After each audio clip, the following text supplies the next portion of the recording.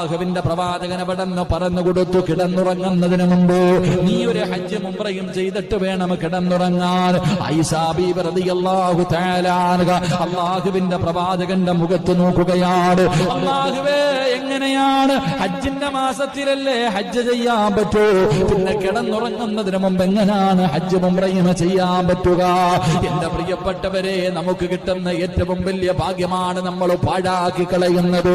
റസൂലുള്ളാഹി തങ്ങൾ പറഞ്ഞു കൊടുത്തു, ആയിഷ സുബ്ഹാനല്ലാഹ് അൽഹംദുലില്ലാഹ് അല്ലാഹു അക്ബർ. കിടന്നുറങ്ങുന്നതിന് മുമ്പ് ഏതെങ്കിലും ഒരു മനുഷ്യനീ 33 പ്രാവശ്യം വെച്ച് പറഞ്ഞാൽ, ഏതെങ്കിലും ഒരു മനുഷ്യനീ ദിക്റുകൾ പറഞ്ഞിട്ട് കിടന്ന അവന് ഹജ്ജും ഉംറയും ചെയ്ത പ്രതിഫലമുണ്ടെന്ന് ആദരവായ പ്രവാചകൻ നബി മുഹമ്മദ് മുസ്തഫ